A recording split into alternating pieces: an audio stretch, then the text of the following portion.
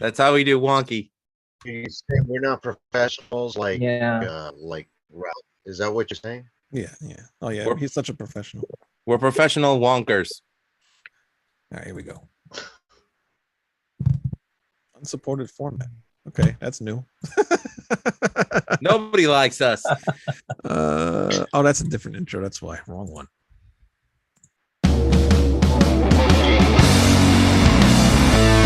It's time for Red Salad Review with your hosts, Wayne Moon, Greg Novel, and Lou Max.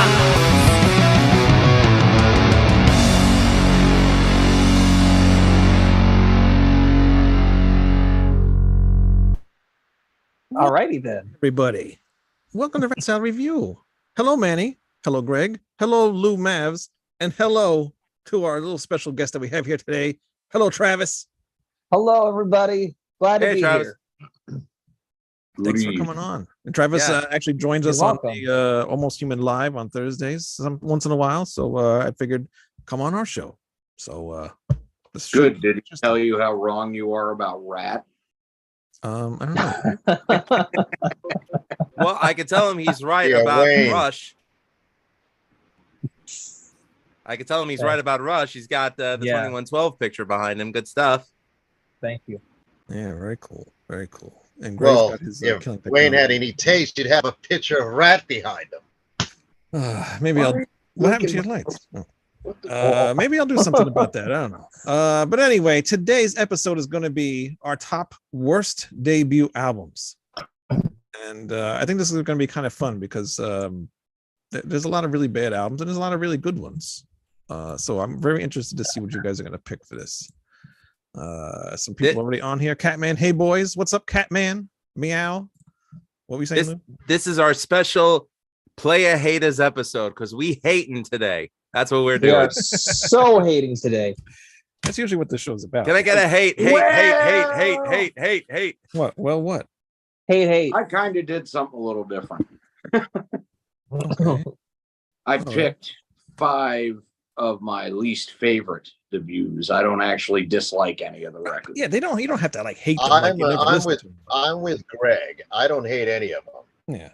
Well, except the Project Resurrection. Jeez. Oh yeah, well those are. I got that right here. I mean, this one here, Project Resurrect, and the debut Severed Angel album. I mean, you can go to projectresurrect.bandcamp.com and severedangel.bandcamp.com and get them, even though they suck. But just get them anyway, just so you have them. And Project Resurrect is worse because I'm not on it. That's right. I pick things that there's some I really don't listen to at all because I think they suck, but then there's some on here that I do like a few songs on there, but I just don't think it's their strongest album. So you don't have to necessarily hate the album. Okay. Oh, there's some that I hate on my list. That's fine. That's even better because I love when people, because you're probably going to pick something and somebody's going to like it. We in our chat earlier, James picked something and I actually do like the album that he was talking about. So it'll be interesting. Who wants to go first? Actually, you know what? Travis is going to go first because Travis is the guest. No, Travis is going. Go ahead, Travis. What's your number one pick? Well, so my first pick is from all the other bands on this list I loved. Okay. So the reason this band is starting off my list is because I don't really love them that much. I like them, but not love. I'm going to go with Motley Crue, Too Fast for Love. Kick him off the show, Wayne. Kick him off. I'm actually really shocked because I actually like that album. It's the only one I really like. I do too. Now I don't hate the album, but there is a lot of filler for me. Really? Wow. Yeah. Motley Crue and filler. Perish the thought. Yeah, but it's Too Fast for Love. We're not talking about theater. Yeah. I love Live Wire. I think that's a great open track. There's no doubt about that at all. Peter actually, but there's so much clutter on there. I don't like on. You're fading out on us, Travis. Oh, you know what? Okay. How about now? Sounds okay now. Try it again. Yeah, try it again. On with the show, I don't like it all. on with the show. I don't like Come On and Dance. Starry Eyes, I do like that song. I like the title track. And I like Take Me to the Top. Everything else, just pass. Hey, that's cool. You know what? Travis, I would agree with you. Along with the show, they can stick that song up their collective asses. All right, go ahead. Yeah, honestly, they really should have replaced that with Toast to the Town. I agree. Toast to the Or town. Stick to Your Guns. Song Even. sweet. I'm really sorry for the Greg, you're connection right. tonight. The connections are terrible tonight. Manny's trapped in a hurricane. And Travis, I don't know why your connection sucks, but it's a little. Here, let me try and get my Wi-Fi working. Try to get you. Let's see. I'm on cellular data, so maybe. Well, there's your problem. We can't do There's my podcasts on. problem. It usually cellular? works like that. It usually works most of the time, but You know, let's we see. do have Let's see these how it works. problems now. on Rap Show. Well, you're usually somewhere else. Not Rat Show, not in our house. Not. I remember today you, Wayne, when I commented. I don't know if it's as good as Rat was Guns N' Roses. I actually do like Guns N' Roses. I like them too, but yeah. All I right. like that one. They're pretty lame except for their debut. Yeah, I knew you were saying Ooh, that. that's one I forgot to mention. But All right, before Well- we lose, oh, wait, what? There's a couple decent songs on Use Your Illusion, but once Izzy was gone, that's it. All right, before we end up losing Manny, what's your I first actually pick? Well, my first pick would be Tyrannosaurus Rex. My people were fair and had sky in their hair, but now are content to wear stars on their brows. What? This way, can you guys hear me? What the hell did you just That's say? You want me to tell you the title again? It sounded like you read a Jim Morrison poem. What was that? All right. My, Title of T-Rex's first that's record. the name of the album. My people were fair and had sky in their hair, but now are content to wear stars on their brows. Tyrannosaurus Rex before they shortened it to T-Rex. Okay. So, Okay. so the album is basically Mark Bolan and Stephen Tarragon who took his name from the Tolkien book. And what happened was all their electric instruments were confiscated because they forgot to pay, meaning they didn't. So they were left with bongos, an acoustic guitar, and that's it. It was a duo.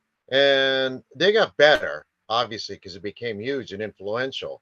But on that album, it sounds like somebody's hitting the Congo with a rubber band, and it sounds like Mark Bolan snorted some helium before he went to the vocal booth.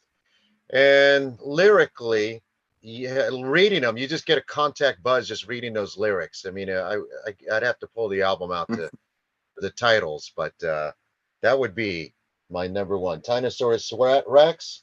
My people were fair and had sky in their hair, but now are content to wear stars on their brows. Thank God for Jeepster. How'd they fit that? How'd they fit kidding. that on the tiny little spine of the vinyl? How'd they get that all on there? Oh my God! If you It's saw on the sides album, of it. It's What on the the fuck sides are of you it. talking about? It's 12 and an eighth. I know, but that sounds even longer than the record. It's on the sides of the sleeve. That's it. The next Severed Angel album, we're calling it Cirrhosis. And the subtitle will be Cirrhosis are red, so violet is blue, so sugar is sweet, so are you. That's what I'm calling it. you know what? And Mark Bolan would be proud of you, sir.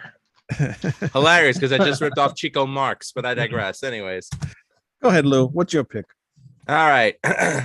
This band is equivalent to testicular, tongue, and throat cancer. This band was one of the worst pieces of shit that I heard come out of 1999. And trust me, in 1999, there were a lot of pieces of shit.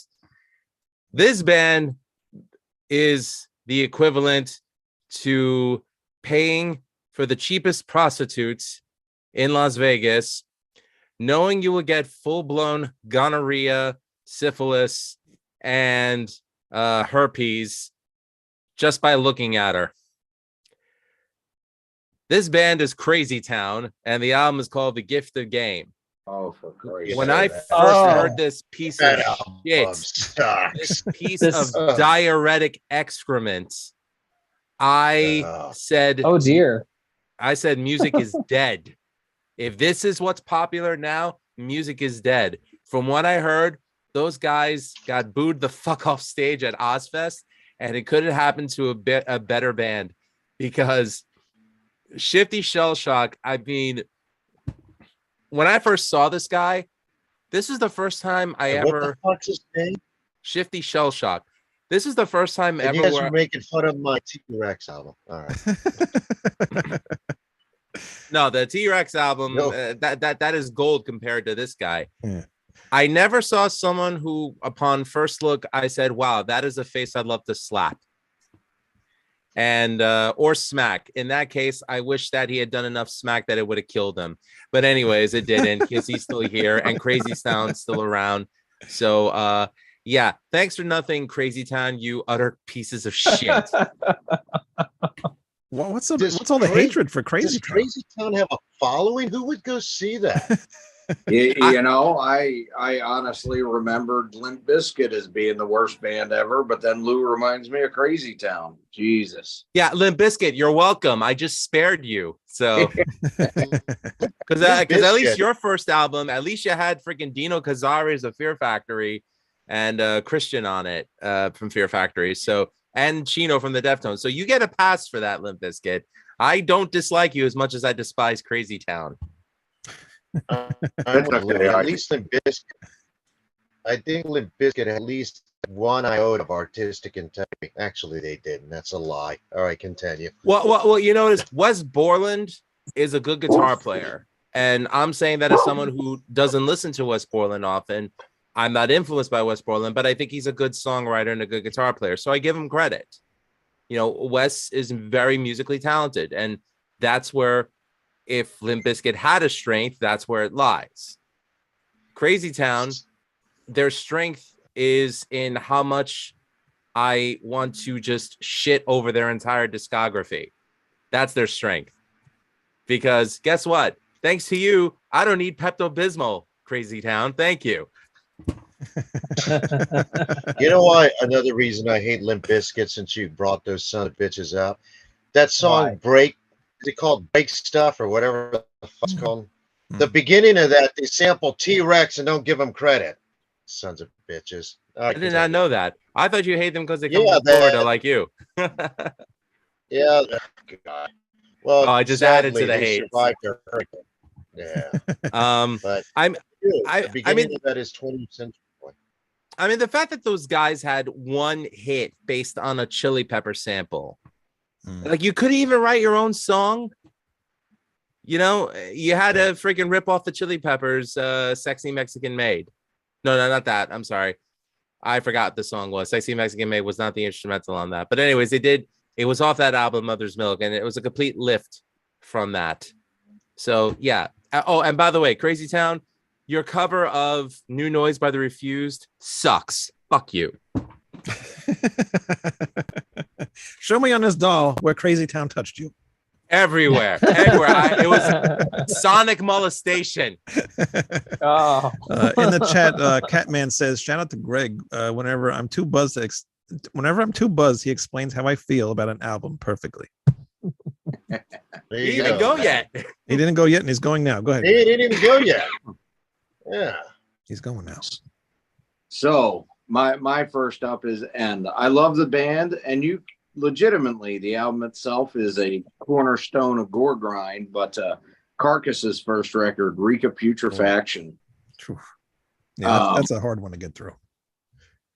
I mean, there is legitimately like 6 classic songs on it, but one, the production was fucking botched, man. And the guitars cover over everything. You can't hear the bass, and the guitars are so fucking loud. When he moves from the blast beats on the drums to the grooves, it just sounds abrupt because the guitar was drowning it out beforehand. And then I noticed today as I was listening to it, I don't know, or I should have written it down. I forget who produced the record. I don't know how he did it, but how in the fuck do you make a snare drum sound like a floor tom? Was it Bob Rock? I'm sorry. No. No, it definitely wasn't. Bob Rock wasn't working for Earache in '88. I can promise you that one.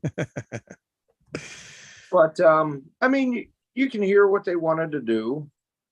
But they were so much improved by the second album, Symphonies of Sickness. I mean, if you're into grindcore, yes, you should hear it. If only for the fact that, you know, bands sung about violence and gore before, but never in quite the disgusting medical context Carcass did. And it's just beautiful, along with the album cover, which is just a collage of different shit out of medical textbooks. It's gross and it's brilliant. I love it, but musically it leaves a lot to be desired. I still like it, but I would definitely not recommend it to anyone as their first Carcass record. Yeah, definitely not. It's very tough to get into. Mine might make Manny sad. The sound is so raw, it's almost offensive, really. It's hard to listen to. Yeah. You're not going to believe this, Greg, but I actually kind of like the album. And the reason I like it is the reason I like it is for the very reasons you described. It's like, I consider it like musical Dadaism, you know. It's just, it's noise for noise sake. There's not a lot of composition going on, but I like it. Is it something I throw on often? No, not very often, but I've guests that I don't want here for very long. That's the album I go to. But I do kind of like it. I don't love it, but I kind of like it. I like it too, but Symphonies of Sickness is just such a vast improvement in the same style. Well, that's a freaking masterpiece, dude. My pick is going to upset Manny, I think. Maybe not. I don't know. I don't hate this album. I don't hate it. But compared to the rest of his discography or their discography, this is one of the worst ones that he has. Alice Cooper, Pretty's for You. Well, you know what? Son of you bastard. You. That's it. Let's go. I had to do it. Actually, it's on my list too. You son of a bitch. It's on both. Actually, Wayne, believe it or not, it's on my list. Good. It should be. Really? I fucking love that record. Oh my God. It's the only Mothers of Greg, Invention album not made by the Mothers. Yeah. Yeah, so I'm not a Zappa fan, so I understand why Greg likes it. You know, I get that, but well, I'm a huge Zappa fan, and I don't like it. And you still don't like it? All right. Actually, I don't hate the album. It's on my list. I'll talk about it more when I get to it. I don't hate the album, but they definitely were not ready for prime time. No, definitely not. Yeah. You know, Zappa saw this raw talent in these five guys and basically put them in the studio and goes, all right, guys, go. And just gave them an engineer. And the song, you could hear germs of good ideas in those songs, but yeah, I kind of agree with Greg. It's a Zappa album with what Alice sounds like singing, you know. Except it's not as good as a Zappa album. As good as those guys are as musicians, they were not. And I'm not putting down Alice Cooper, the man or the band. I'm a fan, but they were not at the caliber of Frank Zappa musicians at that point in time. So, Greg would defend the album. You like it? Yeah, they were good enough that I really like that one, the Odd Time Signatures and all that. But I think the second album's awful. Actually, there's maybe 3 songs I like on Easy Action, and that's it. They definitely needed Ezrin or someone like him, but fortunately they got Bob Ezrin to clean up their sound and focus them. Yeah, which they definitely needed that. Go ahead, Wayne. Yeah, but there's maybe 2 or 3 songs on here that I do kind of like, but yeah, as a whole, it's just not what they become after this, you know. And anybody who's going to cancel Alice Cooper, by the way, they're all wearing dresses. So if you think that he's against transgender, you're an idiot. So that's that. Well, that quote again. James is right. Alice is a big boy, so he'll take his lumps. But the only problem I have with Alice said was the crap about children. That doesn't really happen. Other than that, he didn't say anything disrespectful or hateful or I don't think so either. Nope. And to all the people complaining about it, I'm sorry you think you deserve an apology. And that's all you get. And if that's not good Yeah, enough, but he move to France with the rest Greg, of the he crying didn't say pussy. anything. But Greg, he didn't say anything. If you read it, He didn't say anything, but it's they always No, look for an I apology. read the whole thing. so- That's what I mean. He doesn't. Yeah. He shouldn't have to apologize. What he said is true. I think a lot that everyone's all upset over, but they keep taking part of the quote and they take it out of the context, and it makes it look worse than what he had. But anyway, Exactly, let's get back to Wayne. this show, I'm done. I'm done already. So I was moving on to Travis. Yeah, but if but, anybody else wants to say anything about Greg, go ahead. All right, so well, since Lou meant Greg, as far as easy action, I don't know what the hell you just said. moving on. Go ahead, Go ahead, Travis. Right. Jesus Christ. Travis. my number not my Travis. number nine. My number nine since Lou. I'm sorry, since Travis. Since Lou. God. since Lou mentioned Crazy Town, I'm gonna mention a band I really have it in for, and they only made like I think 2 albums. I don't give a rat's ass how many they made. I think this band completely sucks, and it's probably one of the worst albums I've ever heard in my life. Okay. This is the debut album from Geezer Butler's GZR, Plastic Planet. Oh man, Wow. you came here to piss some people off, Travis. Wow, I couldn't disagree more. I hate Yeah, this. really? I hate this turd, man. Catatonic Eclipse, Drive Boy shooting. It's like or Burton C. Bell's like, fuck you. Oh, it's just so new metal BS to me. And it would have been so great. It's got Geezer Butler, it's got Dean Castronovo, but unfortunately, you got Burton C. Bell. Just, I don't know if he either wants to do screaming or just this wannabe Marilyn Manson nasally vocals. I just hate this album with everything in me. I love Burton. He's good in Fear Factory. Yeah, he is. But Well, I mean, honestly, that album sounds a lot like Demanufacture. I like it does, a lot. Greg. I think new metal is the wrong description. It was much closer to industrial and what Fear Factory was doing. It's just whatever it is. I just can't stand it. It's just I don't Fear know. Factory. I don't hate Greg, Fear I'm- Factory. Yeah. I don't hate Fear Factory. It's just I'm not a fan of GZR. I don't think I ever listened to it. Like Drew. You should. That's- if you like that's Fear actually- Factory, I think you'd like it. That's actually an album that Greg and I had talked about doing for Screens from the Grave. So Yep. Oh, okay. It's Is it on- interesting that you guys actually like that album. I don't hate the album. I definitely like it more than Travis does, but I have to agree. It sounds like there's some artists that can chase trends, and it sounds like them because they incorporate off of their sound. My hero, Alice Cooper, is a perfect example of that. You know, he does it all the time. Dave Bowie could do it. You know, Geezer Butler, though.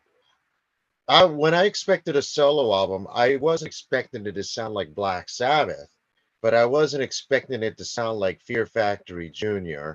The world already had a Fear Factory, and I just felt I do think it's Nas' honest artistic expression from Geezer. I think he really does like that music. I don't think it was just him chasing a trend, but I don't think it was well executed, and I definitely think this is worst of the 3 solo albums. Lou? what made me open-minded to it was the Mortal Kombat soundtrack, because Invisible was on it. Oddly enough, it was placed right before Fear Factory Zero Signal. Clever marketing on TVT Records' part. But that is what made me give the album a chance. And there's actually a track on that that's very, I don't want to say it's anti Tony Iommi, but it's not very pro Tony Iommi. What was that song, Greg? Give Up the Ghost or something like that? Give Up the Ghost. Yeah. And Giving up the ghost. it's definitely anti-Iommi. He inspired. All right. Well, I could be Geezer objective and say said it's it. anti Iommi. Yeah. But anyway, If- that's yeah. what made me give it a chance, and I liked it. So you know, I don't hate it, but I don't love it. Greg, what was your 2 cents on it? I liked the album a lot. I mean, it wasn't what I was expecting from Geezer, and yeah, I guess it is Fear Factory Junior. Really, when you think about it, but I thought it was well written, well done, and I mean, Geezer puts his stamp on it. Certainly, is it the most interesting songwriting wise? No, but Yeah, it's one of my favorites. Well, he only has the 3 solo albums, but my favorite out of those 3 anyway. and Travis, you're causing a lot of controversy. Motley Crue and Geezer. I mean, geez. You guys thought I was Next bad. thing Wayne's gonna say Alice Cooper, that bastard. Anyway, Go ahead, Spoiler: Alice Cooper's not on my list. Lou, go ahead. So, it's funny. Travis mentioned Motley Crue's debut album. I'm gonna mention another debut album from a former / current member of Motley Crue. Again, this was riding the trend of new metal. He stole Tilo from Hed PE for his singer. And somehow they managed to get on the 2000 Ozfest. I don't know how. Tommy Lee released a piece of shit called Methods of Mayhem in 99 2000 with the rather poetic Get Naked featuring Fred Durst of Limp Bizkit and Lil' Kim with the wonderful Shakespearean line, "I ain't leaving till you're slipping on a cum stain." Wasn't poetry. the big push to get people to buy like the expanded edition with the fold-out booklet? The fact that when you did, it showed a chick spread eagled with everything spread. I mean, if that's the best part of your campaign, trying to sell your record, you're terrible. Well, I mean, the record label had the audacity to release a deluxe version of that steaming pile of shit. Well, limited edition, whatever the fuck they called it. I just remember the poster thing being a big deal because some of my friends were talking about it and like, so the fuck what? I can go get a Hustler and buy a better album for the same price. Same effect. Yeah. And the Hustler, you get more strokes per page than you do one poster. Anyway, that's right. I mean, the only thing I could say about it is like, I used to respect Tommy Lee as a drummer. I mean, he wasn't the most technically proficient drummer, but, he was a powerhouse on the drums.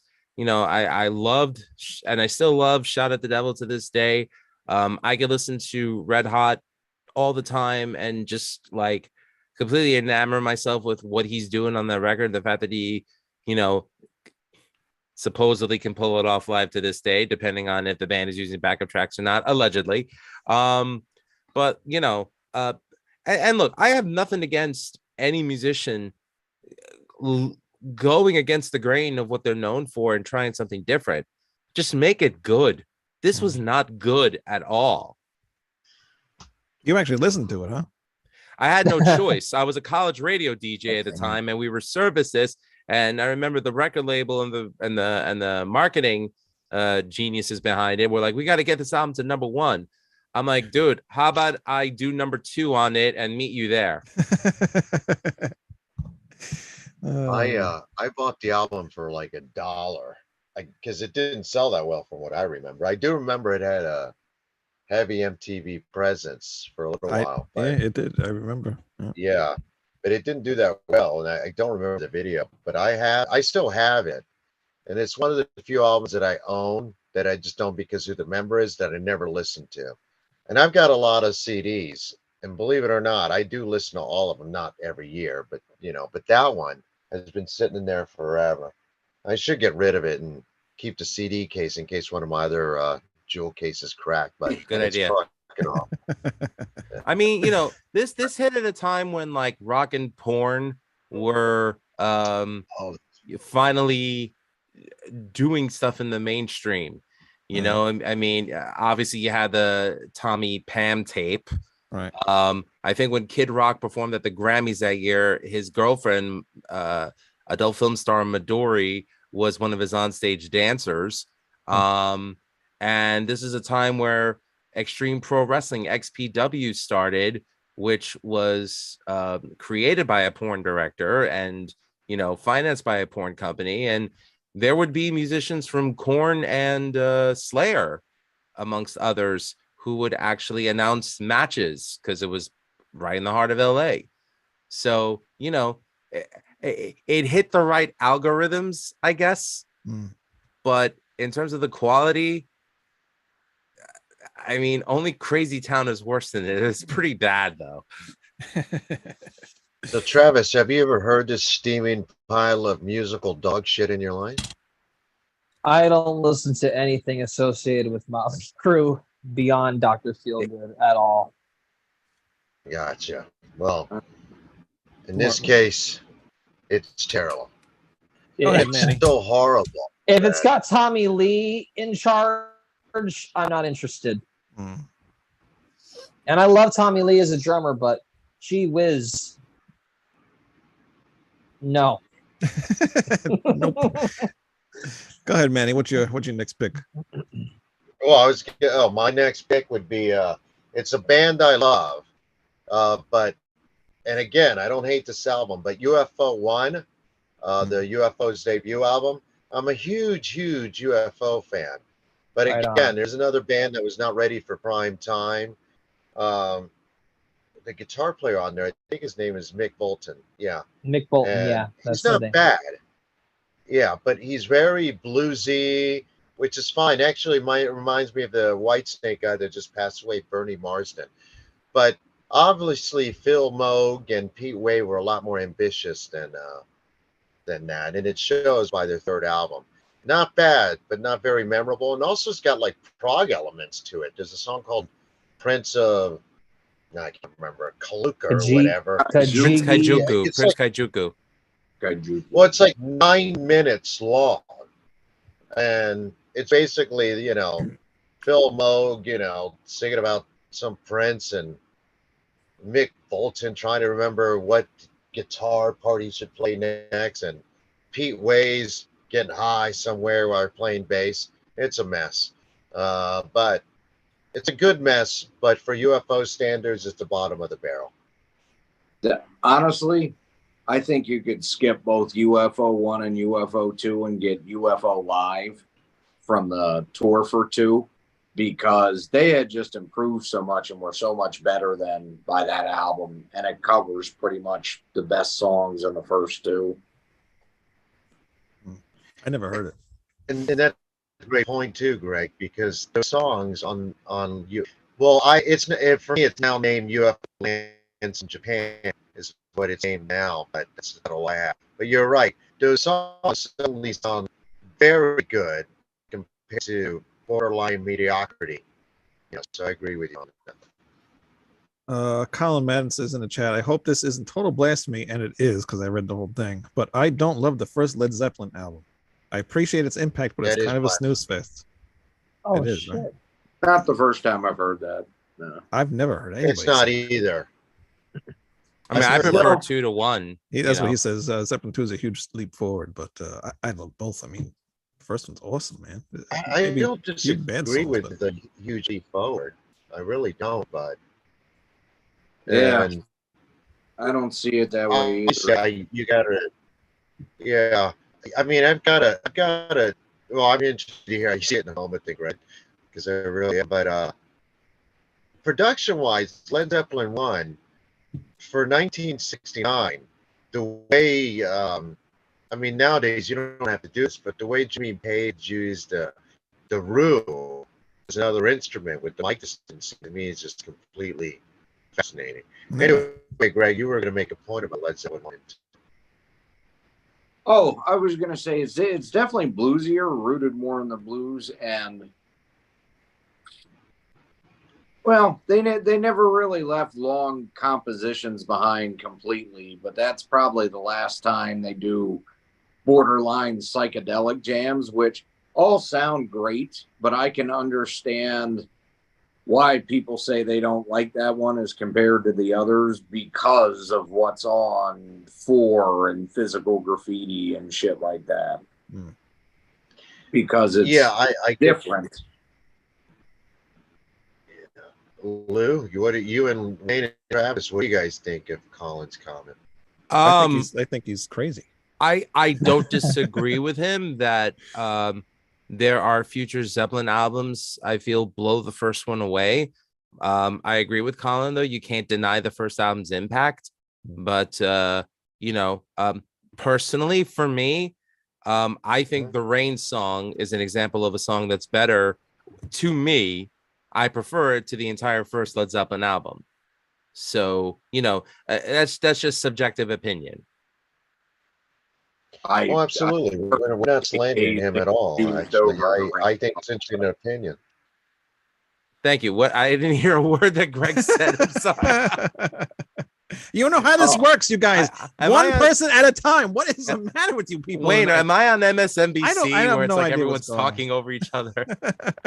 Greg, can you repeat that, please? I'm sorry. All I said was, and yeah, that's just where the subjectivity comes in, because personally, I think Dazed and Confused is a better song than the Rain song. Not that the Rain song is bad, but it's just personal taste there. And that's fine. The one thing I really wanted to say about Colin's comment, though, is I don't think there's really this great leap forward on 2. I mean, the songs got a little bit more succinct and the production got better, but it's almost kind of a continuation where they were at the time, really, sound-wise. I don't feel that the big changes really came into play until 3. Which is my personal favorite, but that's when they really started getting in and fucking around with song structure and really doing things that hadn't been done before. Right. I guess the argument winner for numbers 1 and 2 is which one did you hear first? Because I heard 2 before I heard 1. So 2 had a bigger impact for me than the first one did. I don't even remember. Same here. I definitely heard 2 before Led Zeppelin 1, but he thinks the material was more fleshed out on 2. I don't disagree with Colin on that's that. A good point. Actually, yeah, I don't disagree with him on that. Because keep in mind, someone mentioned Dazed and Confused. That was a number they did in the Yardbirds. They called it Confused, and it's actually not even written by Jimmy Page.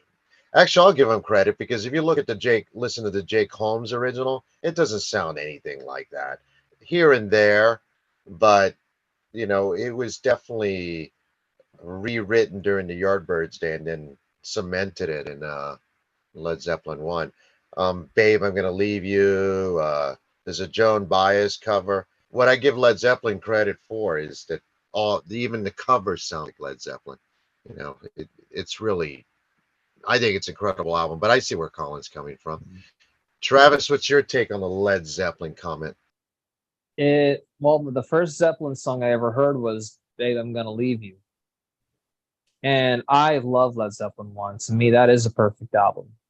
I'm a big fan of the blues, and it's his opinion. It's all good. I don't have a problem with that opinion. I personally think, though, that Led Zeppelin 1 and 2 are just what a 1-2 punch. I think they're classics for a reason. So yeah, I love Led Zeppelin 1. And Colin also said that he heard Led Zeppelin 2 first. So there's your answer right there. All right. Greg. Yeah. So my number 2, again, another band I love, and really, for the most part, I enjoy the album, but AC/DC's original Australian High Voltage. Like we were saying about other bands, they weren't quite ready for prime time yet. There are some really great classic songs on there, but you can hear them fumbling a little bit. They hadn't quite found their exact groove yet. It does come through on a couple songs, but there's also the very bizarre Stick Around and then Love Song on here, neither of which really work. But on the other side of that, you got She's Got Balls and Little Lover, which were both deemed good enough to be on the international release. So still good songs. They just weren't quite ready for the big time yet. It's probably their most inconsistent record. I would say. Yeah, I'll definitely agree with you. I remember getting that for the first time. Like, this, I don't know, maybe if the songs were rearranged in a different order, because it doesn't sound like it's in like a good order. But No, I agree. actually, honestly, if they took the 4 songs that were on 74 Jailbreak, Hmm. You Ain't Got a Hold on Me, Soulster, and they arranged those 4 at the beginning like they were on that EP, I think that would make it a lot stronger right there. Yeah, definitely. What do you guys think about that? Do you want to go first, Lou or Travis? It's not an album I really go to. I mean, I think Can I Sit Next to You, Girl is possibly the closest to classic AC/DC that we'll get it. Even then, it still sounds like amateurish compared to anything off of Let There Be Rock, Dirty Deeds Done Dirt Cheap, or Powerage, or Highway to Hell. So, it was a young band cutting their teeth on material that they tried to make work, and they just got better. Although I Yeah. love Got Balls, that's a classic. What do you think, Travis? That actually almost made my list, but I left it off because there's another album that I wanted to talk about. But it's not the worst debut album ever, but No. they definitely got better later on. Yeah, definitely. And But plus, like, I hate Can I Sit Next to You, Girl, and I hate Really? She's Got Balls. Really? And Little Lover. I can't stand those Oh, songs. I like that one. Every other AC/DC 70s song, perfect. Now, Travis, that actually brings up a good point that just want to ask you real quick. So Sure. I kind of feel Little Lover is like the first time they really sounded like the AC/DC that was to come on TNT and Let There Be Rock and Power Age. Do you get that feel at all from that tune? I get that a little bit. It sounds like Ride On, which I think is a better tune. Mhm.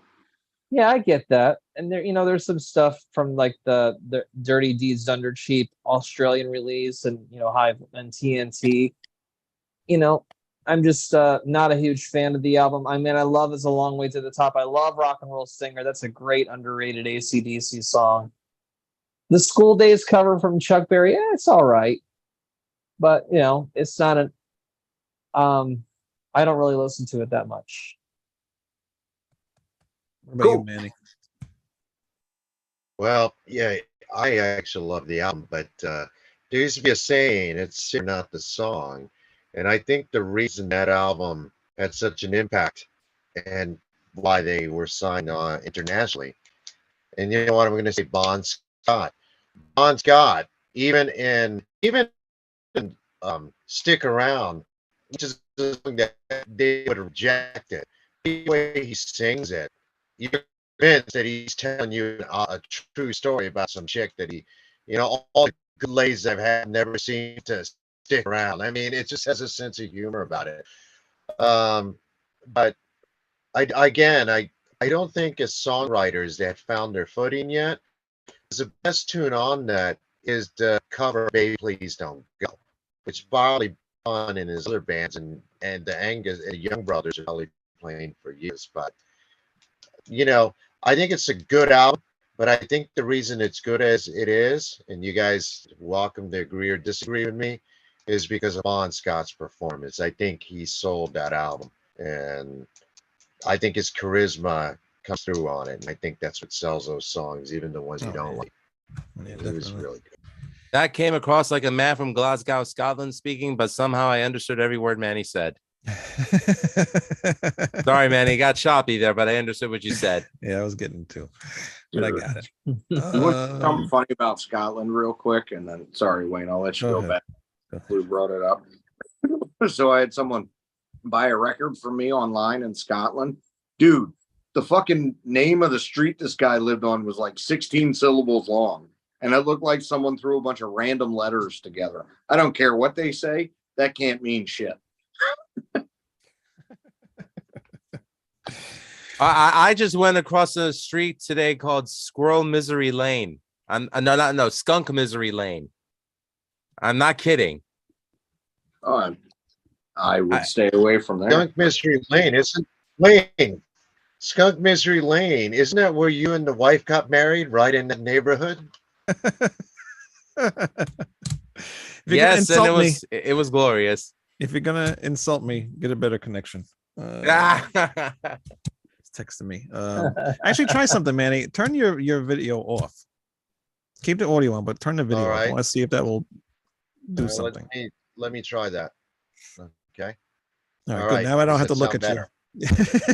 I can't believe you fell for that. That did fix it. You're not Well, close. that'll probably improve the viewership now, Wayne, that I'm not being No, but seen. But do but I sound better? sometimes it does help with the audio. Talk. Go ahead. Yeah. Did this help? It didn't It help. seem- No, just put your camera back No, it on. seems there. to have worked. Wayne just doesn't like looking Look. at my pretty face. I totally See, now I get can it. hear him, and it's fine. It sounds fine to me. Sounds better. All right, we'll leave it off. Leave it off for a while. Your and see what ratings happens. go down at this point. I blame you, Wayne, for it. What? So, Wayne, what did you think of the Australian version of High Voltage? I answered him the first time he said it. Yeah, he was. I the agreed first- with him. Oh, okay. Yeah, I did hear that. Maybe And because your video was on, you just got distracted by looking at yourself. yeah. Well, I like looking at myself. All right, Fabio. Moving on. What? Go. David Bowie, the debut album. David Bowie. I was about to put that on my list too. Really, there is not one fucking good song on here. Uncle Arthur. I mean, the songs are so stupid. Sell Me a Coat. Even the names of the songs are so dumb. I believe, and correct me if I'm wrong, Manny, isn't that album mostly covers, if I remember right? Yeah, you remember correctly. It's mostly covers, Yeah, and it is. But it's just so. I have to agree with Wayne. I'm a huge David Bowie fan, but that album. Yeah, this to start with this, it's just like I don't even know like what they saw in him. Look at his stupid haircut. These guys. I mean, I know it's the 60s or whatever, but How are you gonna pick on his haircut, Wayne? And you're the last person that's picking on anyone for their hair, Wayne. I mean, come on. Is that even real hair? That might Hot be meat even a kettle. wig. I don't know. But yeah, it's just silly blue boy, or no, Silly Boy Blue is the name of the song. He needed the money. Sorry, I couldn't help it. And the come and buy my toys. It's just so dumb. It's terrible. It's so bad. And I make playlists on my phone, you know, on the Amazon app, and I try to I was making like playlists of like songs from like 1960, 1970 or whatever. So I had to I have to pick songs from each album. I don't even if I don't like the album, and I got to this album and I'm like, what the hell do I pick? There's just nothing on there. And I think I picked like Uncle Arthur or something just because it was the first song. Yeah. But Is it Love Did you Until like- Tuesday on there? yes, that is the song that I picked. Yes, I forgot that was on. Yeah. 'cause- Did you Yeah, like 'cause Space that- Oddity more? Oh yeah, of course. Yes. Like, Yeah. I think I like that song Janine that's on that album. I think it's a nice song. Yeah. I off the top of my Yes. head, I can't That one's remember. okay, but I don't think he started to hit his No. stride until The Man Who Sold the World. Right. Yeah. That's a great Yeah, I album. couldn't Heavy. agree with that. Anybody else? Yeah. What does anybody else think of that? Manny, what do you think about the David Bowie album? I'm a huge David Bowie fan, but that album is terrible.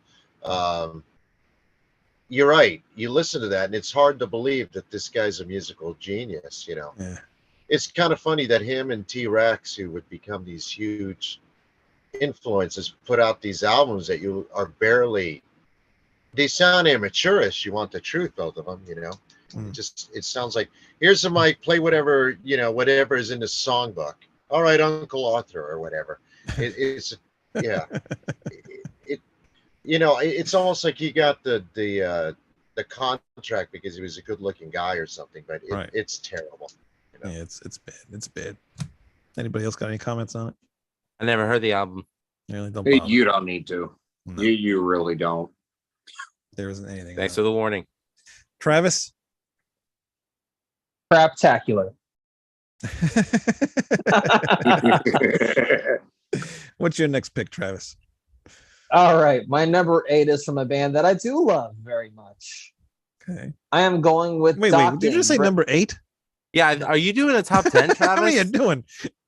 I might Okay. have told him 10. I had it in a top 10 context, but I'll just read them off then. By the I got a way, whole next- stack of things here myself. So My, it's, By my the next way, my when next he- band. hold on, Travis. Hold on, Travis. He said at the beginning it was a top 10 that he did, and you said okay. Okay, whatever. I don't know what the fuck's going on. Go. Cite All right. precedent. Wait, did I play the intro? Let me play the intro again. I did. Welcome to Rat Salad Review. Good night, everybody. Go, Travis. What do you got? All right, Dokken, Breaking the Chains. Perfect. I love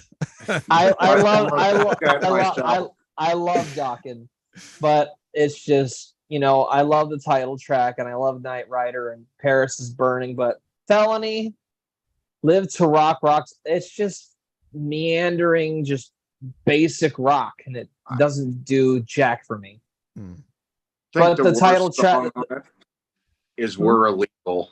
The first time I listened to that album in full and that came on, I was like, what the fuck? But the title track in Paris is Burning kind of saved the album for me, but not by much. I concur.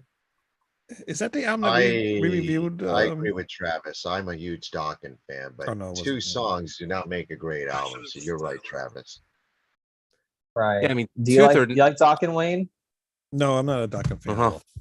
At all. All right. You haven't seen my TikTok video, apparently. No, I have not, because I don't use TikTok that much. I'll send it to you. All right, thanks. You need to watch the video where Wayne and I discuss Tooth and Nail and Under Lock and Key. Wayne did not have many nice things to say about it. I don't think I was that bad. I thought they were okay. They weren't as bad as I thought they were, but I'm not a Dokken fan. And that's fine. Nor a Rat. No, I'm not a Rat fan either. What do you guys think of Dokken that Travis mentioned? What about you, Greg? I like it, but no, it's definitely lacking something, and but large parts of it almost sound half-assed. Some of the songs are so similar to each other. Like I do like More Than Two Tracks. Knight Rider, I think, is a good one. Felony's okay, but it kind of it runs into each other too much. There's not a lot that stands out. I do like it. I still think it's a good record, but definitely not the best. What you, Manny? Well, I concur with Travis. I think it's got two good songs. I think it's amazing because it's produced by Michael Wagner. Dokken had years because they were playing in clubs, Don Dokken in one form or the other of Dokken for years.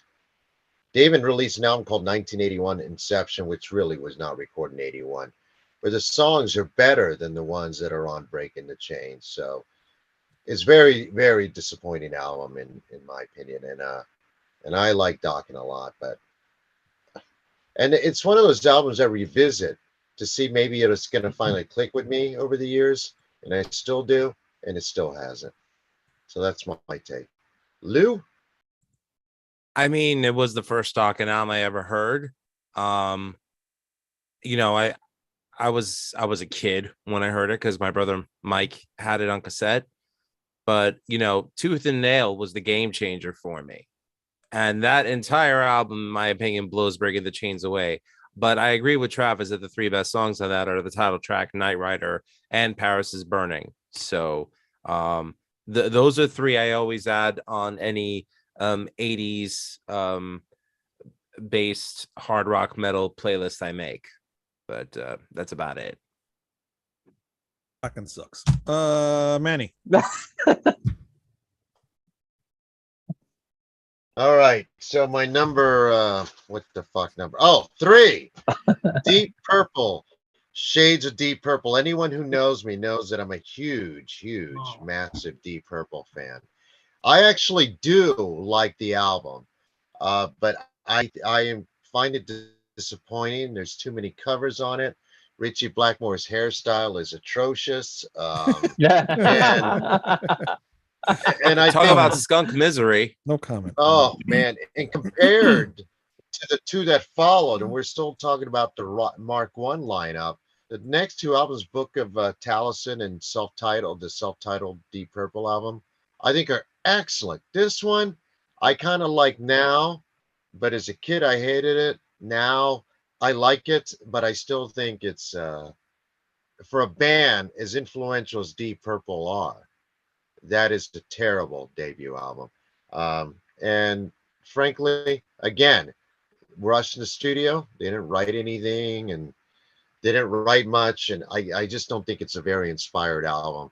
There's moments in there where you hear the brilliance of Blackmore and John Lord. And Rod Evans is actually a good singer.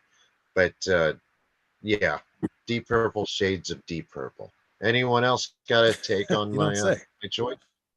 Well, it's gone. I agree with you. I mean, to me, and I still think it sounds like them trying to be a 60s British mod band, like part of that scene, almost like it was a record just thrown out to get them out there and a little bit of press / success through the Hush single, which is legitimately a great song, but it's another one where it's meandering, it's half-assed.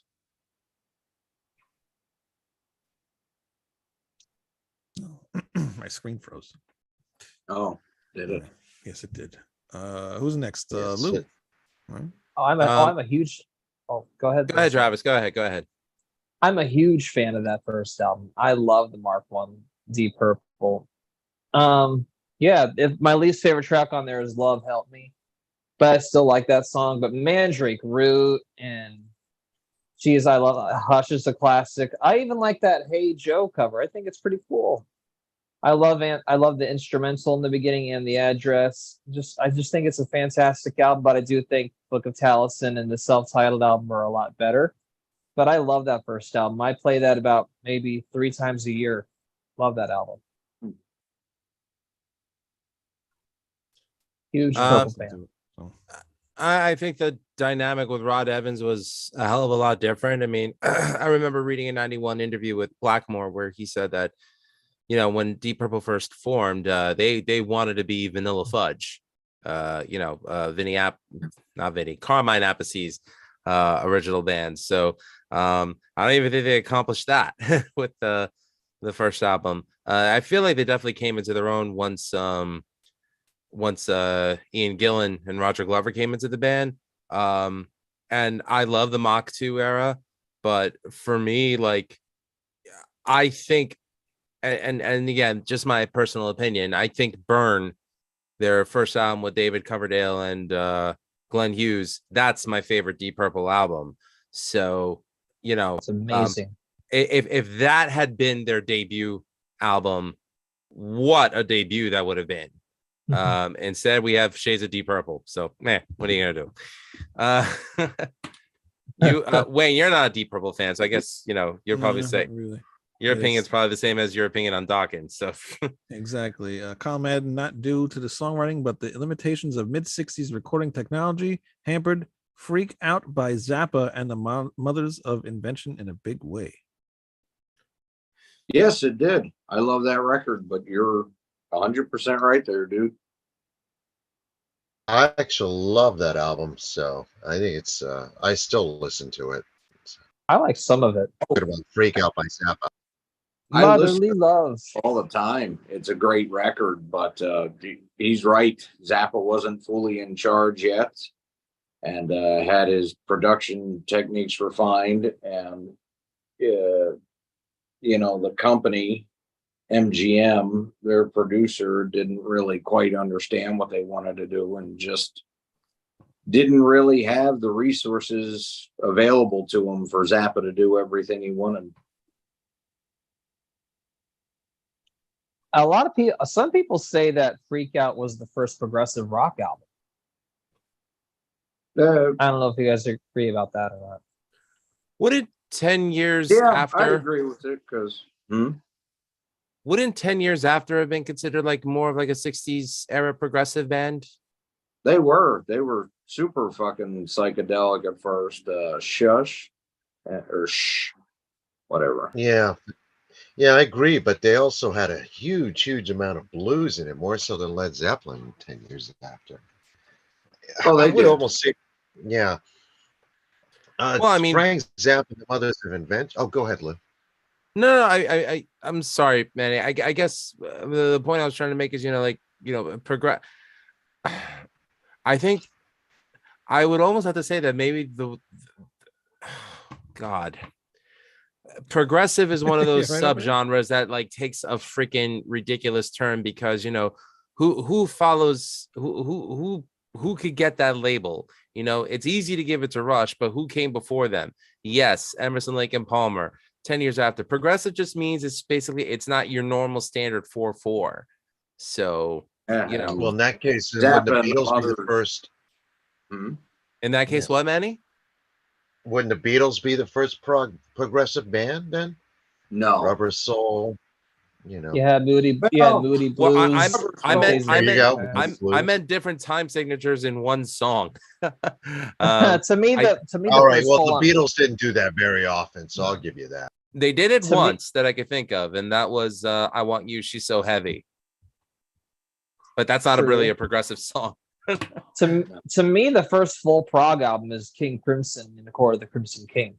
I'll That's give you the that. first one for me. I'll give you that.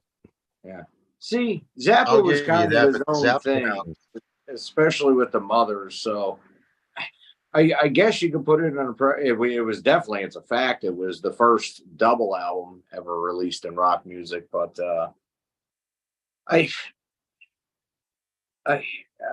just can't in good conscience call it prog. I mean, it was certainly, I would go so far as to say it was probably the first rock album that really required you to be an active listener and really made you think deeply about what they were doing. But, the whole thing isn't odd time signatures and experiments. You got jazz fusion on there. You got some doo-wop songs. It definitely fits all in the Mother's concept of the record itself. But it's varied, not like In the Court, which is straight up prog rock. Yeah. Maybe they say that because it was released in '66. I mean, keep in mind, Freak Out was released before the Jimi Hendrix and the Doors debut, before Iron Butterfly, before the Beatles, Sgt. Pepper's even. So I get why they say that. I don't consider it a prog album, but I do get why some people would label it. He definitely was most satirical when it came, because if you listen to the album, I mean, he's making fun of hippies, he's making fun of Lyndon Johnson, he's making fun of Nixon, he's making fun of, well, actually The not American Nixon, school system. yeah. The Brain Police. It's a brilliant album if you're a Zappa fan. I still love that album. I put it in the one of his top best. 10. What's so funny though? I have a funny story about Iron Butterfly. So, All right. So we were on vacation, the whole family, my wife, my daughter, my in-laws, my wife's sisters, their husbands, and our goddaughter. So we all took our cars up to the Catskills. So my goddaughter Lily, absolutely, she's a Taylor Swift fanatic.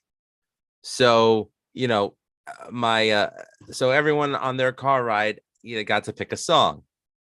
So Lily picked some random Taylor Swift song, and then all of a sudden her dad, my brother-in-law Mike from Mara Wealth, decides to play In-A-Gadda-Da-Vida, the full 17 and a half minute version of it. Oh my god. And my goddaughter's like, make it stop. I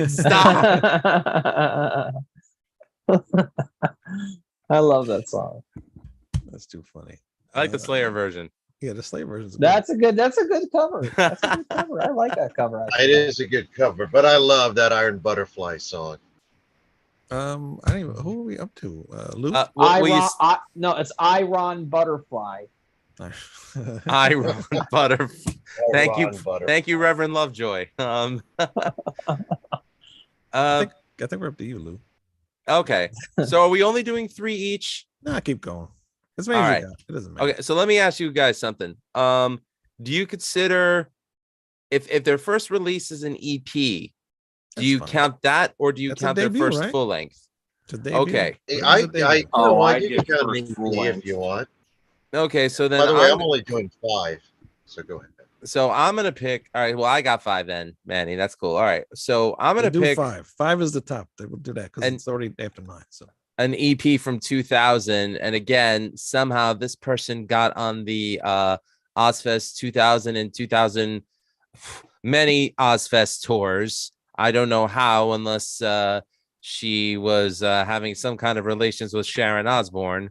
But all I know is that when I first heard OTEP, to me, it sounded like the most contrived wannabe shit that I ever heard. And now, you know, there's a trend with what I'm picking right now. A lot of it is late 90s, early 2000s era rock or metal. Well, I'm sorry, but in the mainstream, a lot of that stuff sucked. It really did. I mean, come on. We can all look back on it objectively and say that most of it sucked. And how some of these artists, quote unquote, still have careers to this day is beyond me. All I know is that when I first heard OTEP, I couldn't stand it. Want to be tough. Well, I don't want to say tough guy because OTEP is a woman, but you know, it just sounded like a lot of, you know, tough posing, you know, there's a difference when something comes off as genuine and when it sounds like, you know, you're doing something formulaic.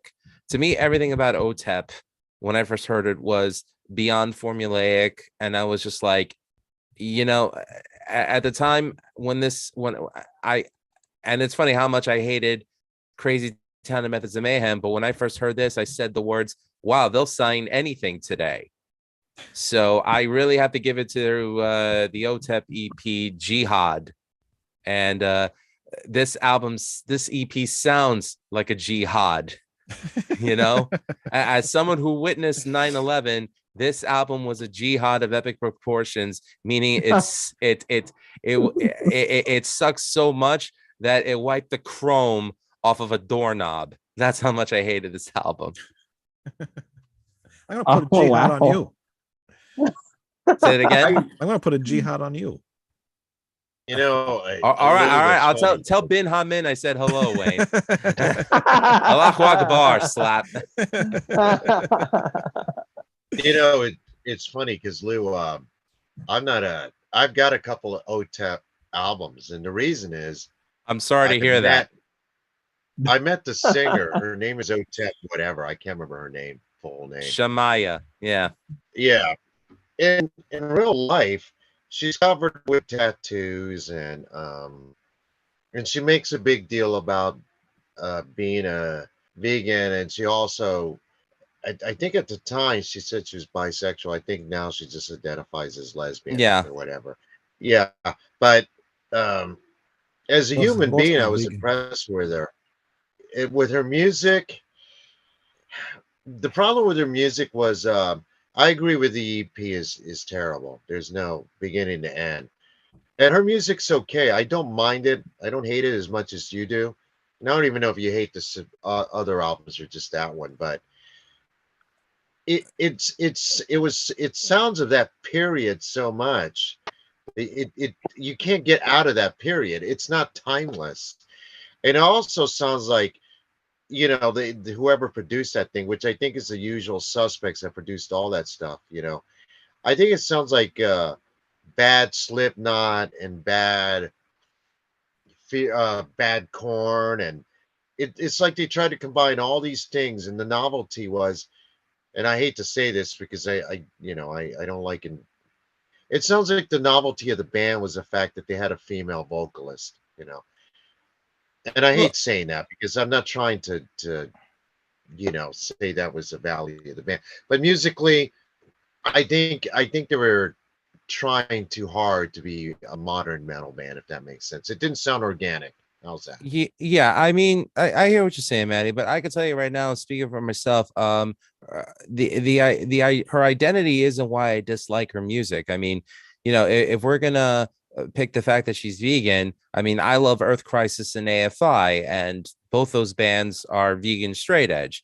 So obviously, I don't have an issue with her being vegan. Obviously, her orientation is something that I don't really care for because, you know, I love Freddie Mercury, I love Elton John. You know, there's many musicians whose orientations are not the same as mine that I love and respect. So that has nothing to do with it either. The difference between those artists and OTEP is the fact that those artists can write good songs. And I just feel like, you know, OTEP's problem, like it's just a lot of posturing. And, you know, to me, 2-3 chords does not make a heavy driving metal song, especially when it's like they're played chromatically all the time. There's nothing of substance or merit in it. And the fact that everyone was praising her like she's the queen of metal, fuck you. She's no queen of metal. She was. And you know, by the way, for the record, you never mentioned that. I'm the one who mentioned it. You were talking strictly about their music. No, I know, but I mean, in case some idiot out there decides that they want to cancel me a la Alice Cooper for saying, "Oh, this guy doesn't like," no, it's got nothing to do with that. I just don't like the music. No, right, and I don't disagree with your assessment of the music totally. I actually listened to an album the other day, and I had a hard time getting through it. I bought it for like a dollar or something recently, and it just sounded like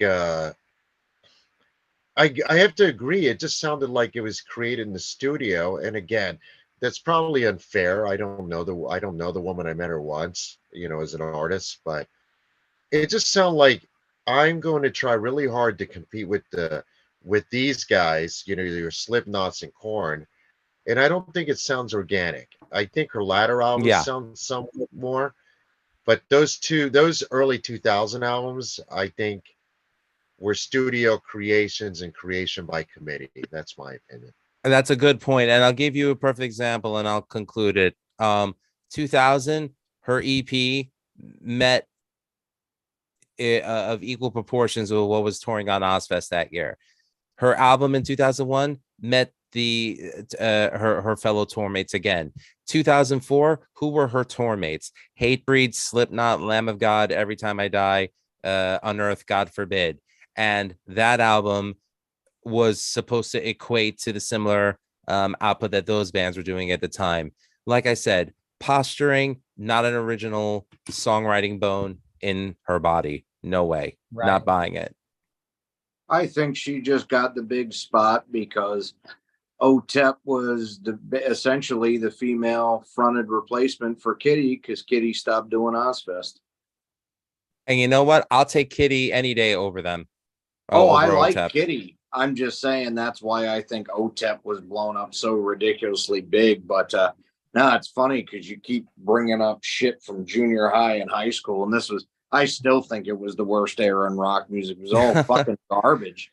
I mean, you know, because I was talking to somebody earlier, a friend of mine who actually brought up Shinedown, all fucking things. And won't go through the whole argument, but he's like, oh, you just don't like commercial rock. I fucking love commercial rock. I was rocking out to Billy Idol the other day. It's just there's an ability to be able to be a good songwriter, and damn near nothing during that era had it. It was all fucking dumb shit for frat boy types to get hammered to and jump around. Butt rock. Yeah. Yeah. It was manufactured. It was manufactured rage, manufactured rebellion. Theory of a Dead Man. Oh God. I mean, just to use an example, you know, Hatebreed kind of played a similar type to some of these bands, but I actually liked their stuff because they knew how to write a decent song. Yeah. And also, I think Hatebreed are actually honest. By the way. I agree. Slipknot sucks ass. I fucking so much. Who does Crazy Town? Oh, but you know what? I'm weird because I like that. Whatever Drowning Pool album has that song Bodies. I like the whole album. I think the whole album's pretty good. Sinner? I like that Drowning Pool. Yeah, I like that album. I'm glad to say that I saw that tour before Dave Williams passed away. They were direct support for Disturbed. It was November 2001, and Drowning Pool were good. Yeah, it's a shame what happened to him. You know, him passing Yeah, it away is. on the tour bus. But yeah, I mean, look, Well, I don't you know, hate OTEP personally, but I think as far as her being a musician or her band, there's no merit there for me. That's all I'm gonna say. Is Well, Vegan Oh, Rock? we were plenty just of them talking about are as people is irrelevant to what I'm talking about. They're just shitty musicians, and the music blows. I mean, I'm not even talking about necessarily lyrically or like that bullshit they were trying to blame Durst for at Woodstock '99. You know, and that's not what I mean at all as far as who any of them are. Just the music blows. It's not written well. Yeah. Wayne, what were you gonna say? I'm Is- the only one. Is vegan rock a term yet? Not yet. Soon, I'm the only soon. Slipknot It fan in is this now. panel. Vegan rock I- has now become No, a term. No, What? I will not fucking allow you to do that because Tom G. Warrior of Celtic Frost was one of the first ones to go vegan and talk about it. Crap. And none of these fucks belong in the same category as They Celtic don't. goddamn We can- Frost.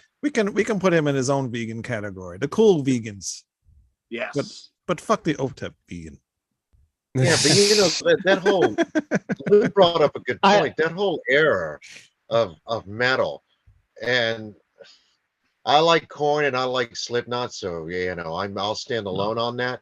But those two bands started the worst trend Oh. because suddenly everybody tried to sound like them. It was the weirdest thing. I mean, how many million wannabe Korns and million wannabe Slipknots were there? Including OTEP, since we're talking about them, they're definitely on that list of wannabe Slipknots. Dead Dude's in the chat, and he's got to admit, Anthrax and Megadeth's debut albums don't do much for him. Get this guy out of here. That's- Leave. Fistful of Metal rules. Yeah, Love that album. it's funny, man. Like Damn right. Killing is my piggybacking on what you business. said. It's a metal fusion masterpiece. Oh, Like, it's I love Killing Us. I love all four of the big four debuts. All of them. Hmm. Oh, well, I love three of them, and one's okay.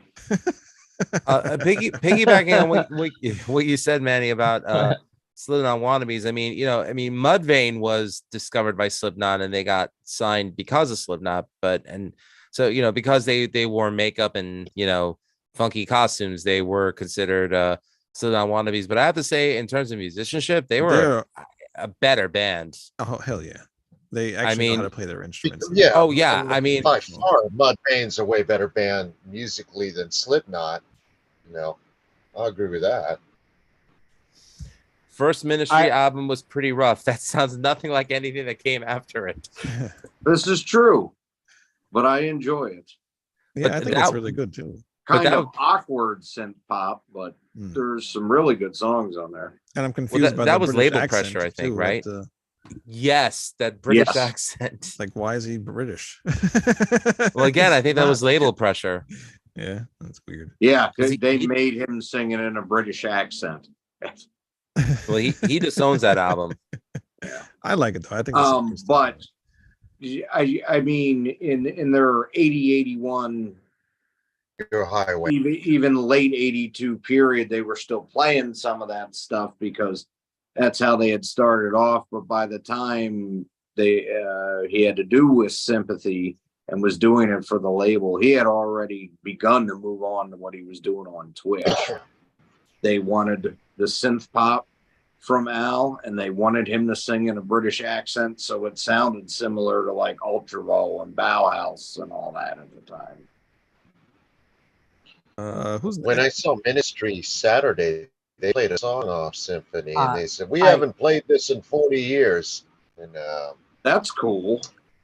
I kind of saw them, but I kind of didn't. I got to the show late. I heard them playing. Like, I could hear them playing from the parking lot, Ministry. Hmm. They're just so damn loud. I love Ministry. But, yeah, I don't hate that album. I think it's a decent debut. yeah, I think it's pretty cool. By the way, what are you eating over there, Travis? What were you eating? I was having a protein cookie. A protein cookie. I like how quiet it was too. It was very nice and quiet. You're very Oh, polite. thank you so much, Wayne. Is it one of those Which brand are they? Those protein cookies? Lenny and Larry. Oh, they're good. I like the macadamia nuts. The cookie. Oh, me That's too. so good. Greg, I think it's your turn. Oh, where are we I at? don't even know. I think we're at Third 3. one. Okay. So yeah, 3. Motorhead, self-titled, their very Ah. first album. Okay. I can see that. Well, yes, the classic lineup was together. Phil and Eddie had arrived, and they were starting to gel as players, and you can hear that, like on their eponymous song on here, Motorhead itself, where they sound really good. But these songs were left over from the Wallace Fox era, and a lot of them still kind of feature Lemmy's Hawkwind influence, and some of them don't really work that well. And there's a couple good tunes on it. 2 I can definitely say they're classics, obviously, but overall there was just better things to come, and a lot of this comes off as awkward, and some of it's a little too fucking spacey for the way they're playing. Yeah. Now I know it's confusing because that's technically their first debut album, but they also actually had On Parole was the first album, just never got released until like 3 years afterwards.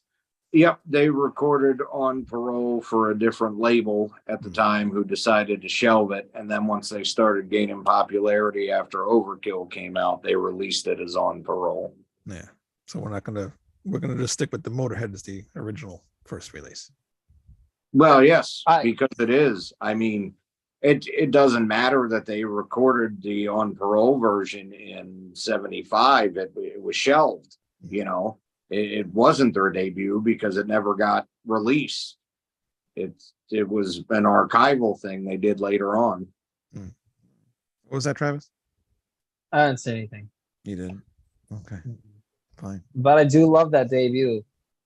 To me, I don't think Motorhead has released a bad album at all. I even love that March or Die. I like that album, but it's my least favorite, but I still love it. I love everything from the debut through Another Perfect Day, and after that, there's some albums I like, some I don't like. Did you like Orgasmatron at all? I did. I don't like Orgasmatron that much. It has some great songs on it, but the drum sound kills it for me. And the production overall, I think, hurts a couple. So there's a couple filler tunes on it. It's definitely not their worst, but I think it gets overhyped, honestly. I love Bastards. I can admit that Orgasmatron I love Bastards and Sacrifice. Orgasmatron's my favorite because it was my my first full-length Motorhead album that I listened to from start to finish. So it's pretty special for me. And this is again in 1994 when I first heard it. And this was the year of Pearl Jam still having the #1 album, Green Day and Offspring making their debuts. Well, in the mainstream, and Kurt Cobain's suicide. So for me, Motorhead was just like it was an escape from all that shit. So I got a question real quick. Like quickly, what's your favorite Motorhead songs, guys? Like your #1 favorite? Yeah, I'd have to think. You put me on the spot on that one. I can say mine. What? You guys are gonna get shocked by this, but I'm gonna say No Voices in the Sky. Love that song. That's a great song. My favorite might shock you. Too Late, Too Late. I love that. That's my favorite Motorhead song. That's actually one I was thinking about saying. So I'm not that shocked. I love that too. I love that one. I love Iron Horse. I love I love Just Cause You Got the Power. Don't mean you got the right. That's a great song. Iron Fist is a great one too. The Wolf. I'd probably say Rocket. What I'd probably say Rocket from I'd probably say Rocket from Another Perfect Day because of Brian Robertson's solo on there. Anyway, go ahead. My favorite's definitely the Overkill album. Oh, amazing.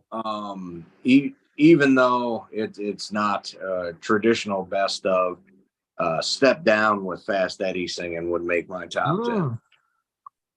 I'm gonna go with Shine. I like that song a lot. Shine's great, and I love Step Down too. Love Step Down. I gotta give some love to Sacrifice too. That's a great song.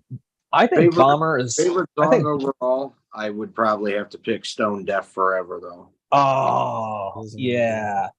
To me, what was that song? I think Bomber, despite the except for the title track, because that's pretty famous. I think Bomber overall is a very underrated album.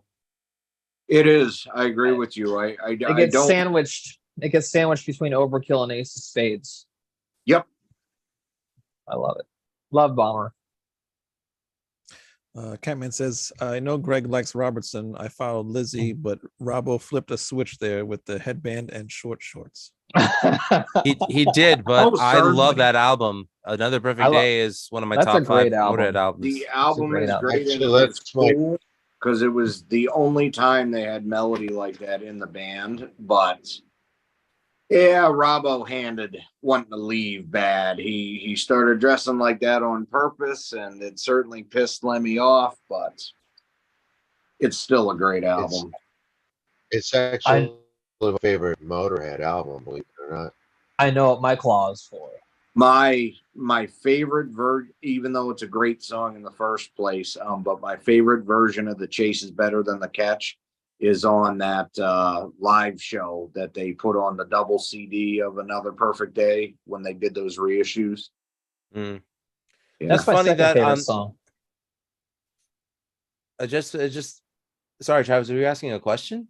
No, I said that's my second favorite Motorhead Okay. song. Chase is Better Than the Catch. I just think it's funny that on the Another Perfect Day tour, Robbo was the one that pulled the trigger on them playing Ace of Spades. Like, why What? would you not play their signature song just because you didn't like it? I'm like, listen, Cheap Trick has tons of hit songs, but they have to play The Flame, even though, Rick Nielsen hated that song, but they know they have to play it. I love that song. Actually, I don't have it in front of me, but yeah, like none of the popular songs from the Eddie Clark era were played on that tour, really. Pretty much all their bigger tunes were cut out, and even staples that they were known for doing live, like Leaving Here, Robbo refused to play them. The majority of the set list is actually the Another Perfect Day album, and then some deeper album cuts. So is Robbo the first Sammy Hagar?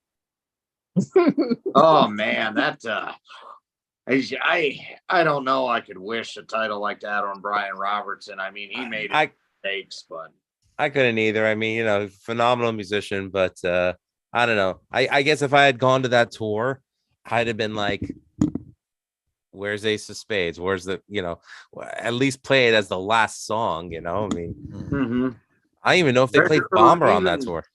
Even Motorhead. I mean, their own title track. They didn't play that. They didn't do Bomber.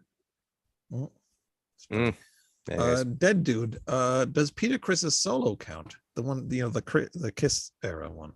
Actually, it's funny you mention that, my friend, because starting on Friday, we're not going to talk about it on the show unless we do quick snippets at some point, but I'm going to start my worst to best of Kiss column on the Rat Salad Review page on Facebook.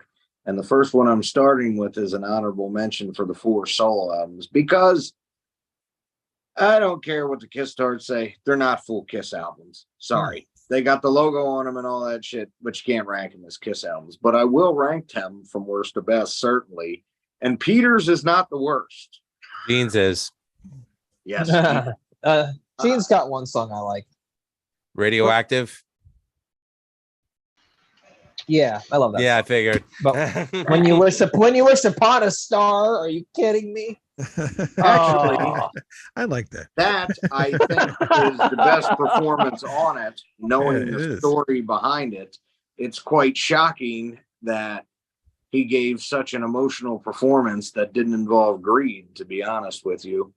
But Radioactive would be a great song if the fucking Bee Gees did it. But an album of guest stars that goes absolutely fucking nowhere. I mean, there might be some bullshit on Peter Chris's album because they're not all good written songs, let me tell you. But at least he put his heart into it and really believed what he was doing. Radioactive came off better live when Kiss played it on the Dynasty tour. Yeah, it did because it dropped all that extra studio shit that it has on Gene's album, but it sounded good live. Yeah. So could we count those albums as like debut solo albums? Debut solo albums, not as Kiss Yeah. albums. All are. Yeah. All right. Yeah. Then I guess that dude, yeah, that will be that could be on your list then. I think I'm next, right? I don't even remember anymore. I'm so Yes. tired. Power Man 5000, the blood splat rating Oh. system. What is this fucking garbage? Why do you own that? Why Did do that- you Because I own found come it. out That's why. 5,000? 'Cause Well, I found that it. implies that he likes the rest of their music. Which, I do. You know what? You're not Wayne anymore. Shut up, Stuart. Wait, did that come? That's before Mega Kung Fu Radio. Yeah, I think so. Yeah. Let, Well, actually, me I ask think you- Mega Kung Fu. Oh yeah, no. Yes, it is. Yes. okay, I let me think ask it's you a something else. question. Is there a song on that album called Public Menace Freak Human Fly? That is the first song. Yes. Okay, so then Mega Kung Fu Radio was the reissue of that when they signed to DreamWorks. Okay. So yeah, that counts. Yeah. But yeah, the only reason why I have is because I found it. This is like a rare thing to find, so that's the only reason why I bought it. It was cheap, but it is fucking god awful. It doesn't sound like Power Man 5000 at all. And I was looking through this as you guys were talking before, and there's a picture inside here with a crowd, I guess, at one of their shows, and all those people in the crowd are probably miserable to their just out of their fucking minds, waiting for them to get off the fucking stage from playing the goddamn shit songs that are on this shitty ass album. How much do they pay for that crowd? I don't know. But this I album- mean, They I look get like it. Spider They look Spider like a One cult. I get it. Spider One is Rob Zombie's brother, but so what? They look like a cult in that picture. This and the album's so bad that they didn't know what they wanted on the front cover. They got like a car here that's like beaten up or whatever, and this alien. It's probably from like one of those Japanese shows or whatever. And they got Japanese writing down here, and then they got like this little worm down here, and then like a picture of somebody's body, and like the most stretched out picture I've ever seen of a band on an album cover. Just like a bunch of random shit thrown on a fucking thing. It's terrible. It's Whoever like did like you mentioned, he's related to Rob Zombie, so he's like trying to be like Rob Zombie cool, but it's just they didn't get there. whoever did it did on the the, graphic artwork on that Well, is they didn't get horrible. there because it's- On the disc, Sucks. though, the disc is cool. That looks cool. But the fucking music is just. until you put it in your God. player and listen to it, then you realize it's sucks. You want me to burn it for you, Manny? I'll let you listen to it. Do you have a fireplace? You're up north. Man, that has to be the most expensive coaster ever. No, I got that cheap. I don't know. I'll have to look and see if it's worth anything, but I really don't think it is. It's terrible. Yeah, I'm sure it's worth something to Spider One, maybe. Maybe it's possible. Spider One.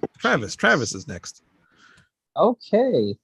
Well, another band I really love a lot started off with a lackluster debut, in my opinion, is the debut from Creedence Clearwater Revival.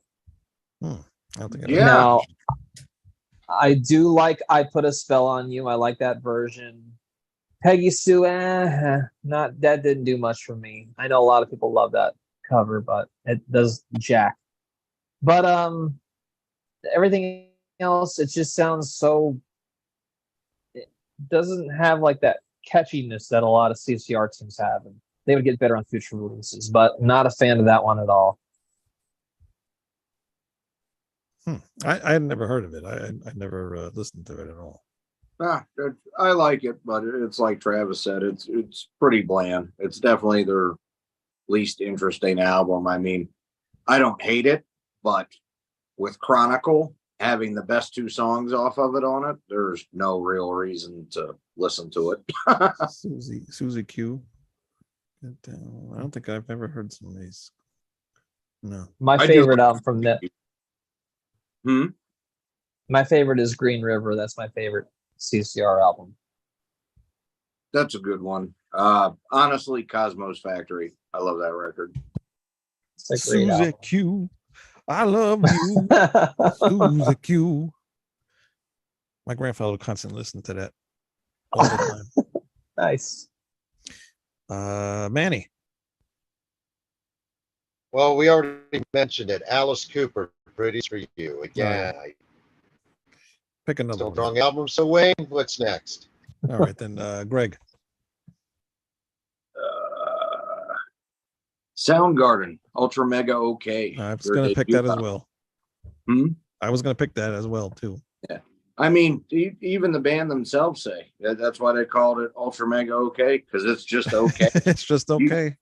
You got some really great tracks on there, Flower, All Your Lies, but there's some other stuff. Even the Howlin' Wolf cover, Smokestack Lightning, is a little half-hearted. Yeah. They and especially after the first two EPs, Screaming Life and Fop being so great, they were just kind of in between what they were doing and working up to Louder Than Love. There's a couple really good songs on it, but overall it is a really lackluster debut, unfortunately. The one highlight of it, I would have to say, is that Kim Thayil's guitar playing is just amazing throughout. And I think because they had so few ideas at that point in time, it gets highlighted probably the most on that record, actually. And that's really its saving grace. Yeah. The whole band is awesome. Everybody in Soundgarden was just awesome. It's just they just did not have the shit together on that album at all. No, they did no not. idea what they wanted to do. And it shows in the music. Do you like Soundgarden, Travis? Yes, I love Soundgarden. What do you think of Ultra Mega OK? It's all right. It's not great, but not bad either. It's Ultra Mega OK? It's Ultra Mega OK. Lou? Unmute yourself, dumbass. Sorry. I have to admit, I kind of passed over that. Well, I'm sorry. I'm trying to honor, letting people speak and not. This is Rat Saddle Review. There is no honor here. Go. It's true. No honor among deadbeats. Anyways, I kind of pass over that album. For me, I usually start with Louder Than Love. I mean, you were Jewish. L'chaim. Well, Passover. I mean, really, and it's available on CD too. The Flower EP. Yeah, yes, it is. It is. You might as well. Colin, I hate Split Hairs, but isn't Screaming Life their debut? Well, yes, their debut overall, but that's an EP, and I tried to go with full debut albums for what I picked. Yeah, which is why I didn't include White Zombie. But boy, when I wrote that one, that is one from a band I love that I legitimately hate. Yeah, a lot of the early stuff is really brutal. Soul Crusher, even though it's noisy, Psycho Head Blowout, those ones are just awesome. But the very first one, God's on Voodoo Moon, and then Pig Heaven or whatever the second one was called. It sounds worse than Venom trying to improvise on stage, man. It's so bad. God, so bad. Sounds like they were just sitting in a room hitting their fucking instrument with no idea how to play them. Yeah, they sound like they throw them at Rob because all they hear is. But it's like a slaughtered pig. Yeah. Wait, something's worse than Venom improvising on stage? Yes, White Zombie's first two EPs, Pig Heaven and God's on Voodoo Moon. It is awful. And Rob sings in this really nasal quality that sounds like someone stopping a car on Dustin Hoffman's foot. It's what? It definitely hurts. It definitely hurts. Pig Heaven. Yeah, it's bad. Terrible. While that Sean chick is, I assume, taking her bass up and down a chair arm like, and the drummer sounds like he's got a set of 5-gallon buckets from Sears back there. Oh God, that is so bad. It amazes me it's the same band that did Soul Crusher. And I don't get it. Slowly. I don't know how they got good. I have no idea. Lou? Called Geffen Records money. That's what happened. Anyways, so my fourth choice, this band used to be called the Dime Store Hoods in the 90s. And again, they were one of those first bands that was trying to ride the wave of the whole rap metal thing. And before anyone says anything, there are a lot of new metal bands that I do like, and even though I don't refer to them as new metal in the mainstream, that's what they refer to them as. So, I'll accept it, but whatever. To me, it's just good music. But in 2002, they repackaged themselves as Third Strike, and they had an album called Lost Angel. And I remember, again, this was serviced to us by their record label. They wanted us to play the song No Light. I heard it, and I'm like, this sucks. And I tried to give this band a chance when I saw that they covered Paranoid from Black Sabbath. And as you guys know, Sabbath is my all-time favorite band. Don't put a rap after the guitar solo in Paranoid. That's just something you don't do. Okay. That's you crossed the line when you did that. And that line that you crossed, you immediately put yourselves in a position where I think your debut record is utter shit. So yes, Third Strike, Lost Angel. Never heard of it. I have. Grateful. He's right. Be thankful. See, I just used to get all these samplers and shit from free, and because I liked metal, this is a lot of what was on it. That's why I'm laughing. Lou's just rolling out the turds tonight, man. Well, I mean, I guess I'm the only one that picked 5 albums from bands I hate and feel very bitter towards the fact that their debut albums were even released. Yeah. Oh, that's how I feel about fucking Britney Fox, to even go back a decade. I don't hate that album. I hate them completely. All the talent stayed in Cinderella. They should have never been given a fucking record deal. They belong in a bar somewhere doing Rolling Stones covers. Girls' school, seriously. Jesus Christ. I feel bad for the executive that had to explain his cocaine decision to spend money on making that a music video. Yeah, that band sucks. I hate them. Yes. He's not wrong. Me either. Yeah, I don't know. But yeah, we're really supposed to pick bands that you liked or whatever, kind of. But it's fine. It doesn't matter at this point. We're 4 albums. No, in. originally. Well, I wanted to be the dark horse. But it's interesting. It is. I'm glad you did do that though, because I wanted to be I the forgot wild about card. one of these bands, and I Be wish grateful. I could. And you reminded me of a lot of them, and now I can't sleep tonight because I'm going to be having nightmares. I don't know how you can sleep with a Power Man 5000 CD in your house. I got all their albums. Another album that I have and I don't like, Genesis. What the hell's the name of it? From Genesis to Revelation. It just does not sound like Genesis. This is like folk music. It's terrible. There's maybe one good song on here that I like, and I don't remember what it is. What is it? I don't know. It doesn't matter. There's nothing on here, so it's garbage. Has anybody else ever heard that album? Yeah, that's bad. It's pretty I bad. have it. It's okay at best. Again, not ready for the big time. So you go from that album to the second album. Was it Trespass? Yeah, Trespass. Night That's a and Day. great. There's that's another a great band. album. It's like where like Soundgarden. They started off kind of shitty, and then they came up with the next album, and it's just like, Well, I think Genesis. I mean, with Soundgarden, that was kind of a transitional thing, right. because their first 2 EPs are very of their original early punkier style, although they always had the Sabbath influence. But before they got to where they were going on Louder Than Love, they kind of had that in between, where with this Genesis record, it sounds like they gave a bunch of fucking fusion musicians just money to throw shit down on a record that had never played with each other before. It's kind of fucking far gone. And it reminds me a lot of when Pink Floyd did Adam Hart Mother, which I absolutely hate. That essentially is the story behind the first album, Greg. Is it really? Yes, the label just, kind of signed them sight unseen, threw them some money and released it. And even the band wasn't really happy with it.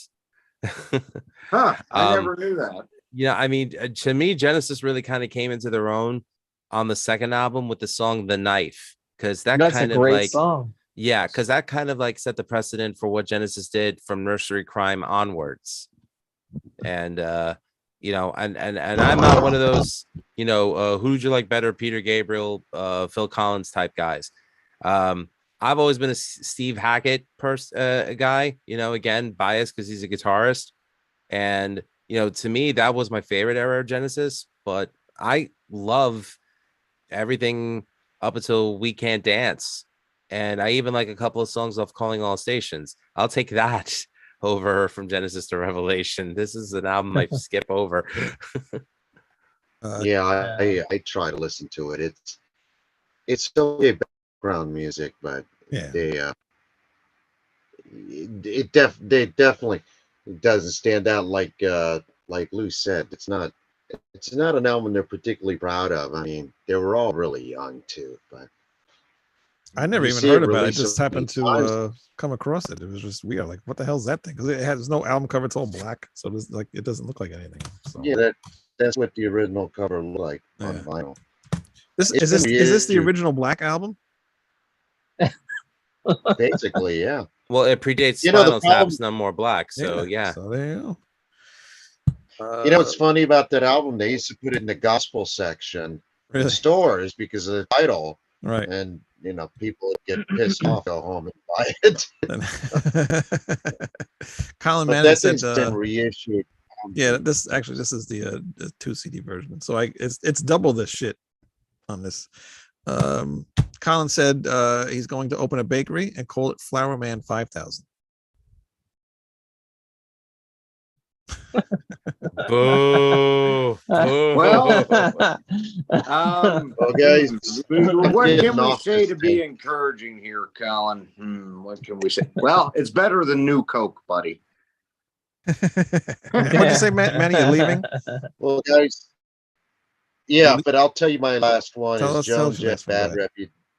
Yeah, Joan Jett Bad Reputation. I am a Joan Jett fan. I do like the song Bad Reputation. I do like the album, but overall, I think as far as debut, I think it's kind of weak, and the reason it's so popular is because of the title track, in my opinion. It's mostly Manny, that covers. came up before I Love Rock and Roll. Yeah, it was. Oh, okay. It was released Joan Jett, and then the issues Bad Reputation. I think it started selling after I Love Rock and Roll, but it came first. Matter of fact, if you can find a import copy on the original, it's Steve Jones and Glenn Matlock of the Sex Pistols played on a few tracks. They still survive on some of these. No, not Glenn. Paul Cook. I apologize, the drummer. So anyway, I just don't think it's a great album. It's got a lot of covers, which Joan Jett does anyway. But what was the one cover on there? Yakety Yak. Do you want to touch? Anyway, Do you want to touch? no, that's on the second album. Oh, Oh, no, you sorry are about right. it. It is on this one. Yeah, no, you are right, Travis. It's Don't on ever- this Okay, one. cool. Travis, don't ever say that again in that position that you're sitting in right now. Especially standing in front of the late great Neil Peart. Yeah, that just looked wrong. But anyway, that is my final pick. I am a Joan Jett fan. Another overall- album I never even heard. Yeah. And Yeah, I well- will avoid it. Yeah, it's not my favorite. Anyway, All right. guys, Manny, get out of here. All right, have a good night, Manny. All right, Thank you. I'll see you tomorrow, Wayne, and All right. probably Yeah, I'll be- Travis. All right. Yep, I'll be there. All right, sounds good. Goodbye, Manny. Yeah, Bye, buddy. Manny. All right, Travis, go ahead. Next. Last one. All right. From one prog band to another, I'm going with the debut album from Jethro Tull. Okay. It's just you got 4 instrumentals on there, and then you got some songs that are all right. You have Ian Anderson sounding like his voice is high pitched, which is very weird. My Sunday Feeling, that's all right. I like 2 of the instrumentals. I like Serenade to a Cuckoo. I like Cat Squirrel. Someday the sun won't shine for you. It's all right. It's just it's not interesting. It's more jazzier. They totally become Jethro Tull on stand up, but this album does nothing for me. So there you go. Another album I have never heard in my life. Don't. I don't even, do I know any of these songs? No, I don't. Start with Which stand up. If you stand up is awesome. Oh, the first Jethro Tull. Yeah. Do I have? Yeah, stand up. I do have some. I think I have that album. I bought a bunch of Jethro Tull records in a yard sale not too long ago, so that might be one. Lou. So again, I'm going back to the dark ages of 2000. Another band out of California that came out in the wake of Korn and Faith No More and Deftones. Four jackasses whose first single was a complete Maiden ripoff with some lame ass ball squealing rapping over the main verse and some of the whiniest lyrical emo shit that I ever heard come out of one band. I mean, they were emo before emo, and hated them then, hate them now. Papa Roach's Infest. I did not understand the appeal of these guys when they first came out. Kobe Shaddix, or as he was known at the time, Kobe Dick, was the second guy after Shifty Shell Shock, whose face I wanted to slap so badly.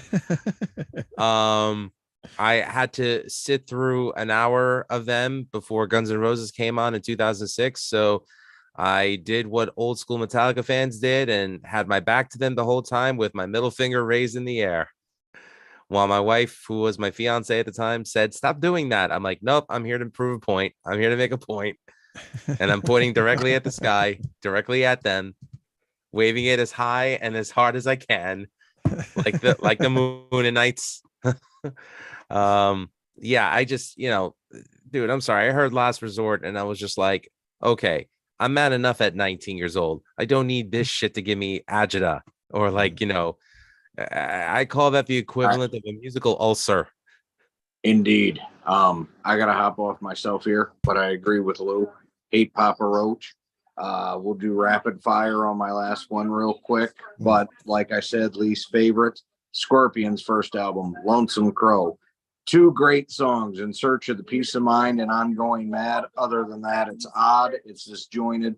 Shit's played weird. It is cool to hear Rudolph and Michael playing together, and their guitar playing is probably, well, you know what? Everybody plays pretty good on it. Just the songs aren't together very well. And Klaus's vocals are a little weird. Still a decent album, but not crazy about it. I agree with you. I never heard it. Have a good night, Greg. You guys have a good night. Sorry. Right, see you later. You too, buddy. Take care. It's late. See you later. What do you think about that Scorpions album, Travis? Or the It's Papa not Roach bad. album. Papa Roach, Scorpions, Lonesome Crow. I do like that album. Not my favorite, but it's pretty good. It's better than their Eye to Eye album. I'll say that much. Oh, it's better than their latest album. I hate that latest album. I know people like that album, but I didn't bother.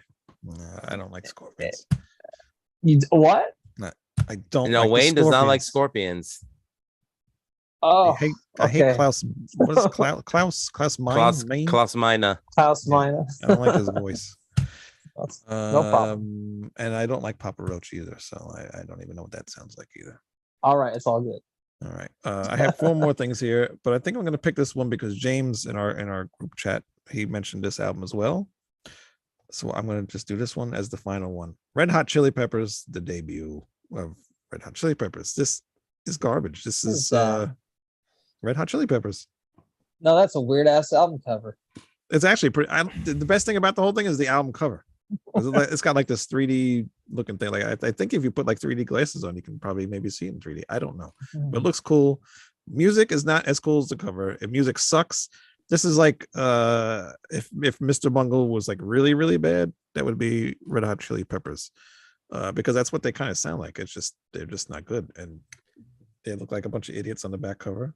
and they think that Well- the music's funny and they're being funny, but they're not. This is garbage. Gotcha. Well, the problem with that album is the fact that it's not the original Chili Peppers lineup, because the original Chili Peppers lineup consisted of Anthony Kiedis, Flea, Hillel Slovak, and Jack Irons.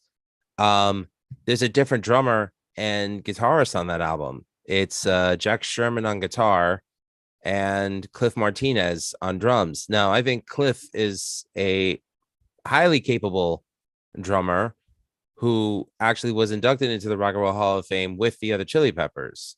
He's the only one. Jack Sherman wasn't, because I guess there was some kind of bad blood between Anthony and Flea and him.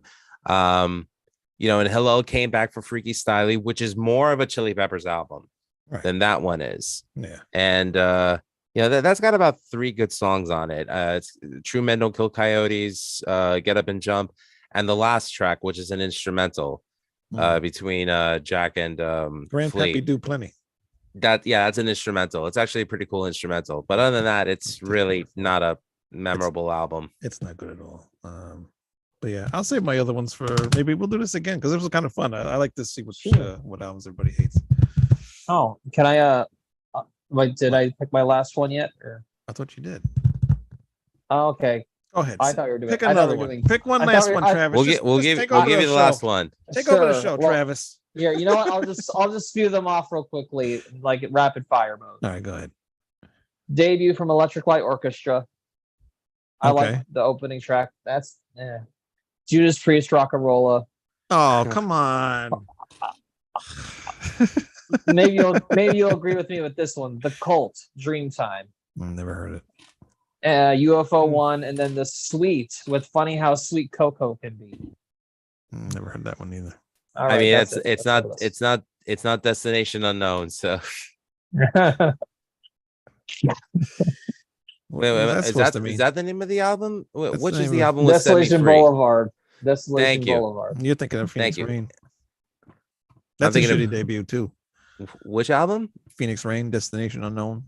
That's a shit. Oh, I wasn't thinking. Well, so is Severed Angel and Well, I went Project through that. Resurrect. I already plugged that. earlier. If you have the Severed Angel album, just throw it out. Just throw it out, and then buy another copy so we get more money over at severedangel.com. Thank you. That's a good idea. All Early right. Priest is garbage. Who the hell are you, Catman?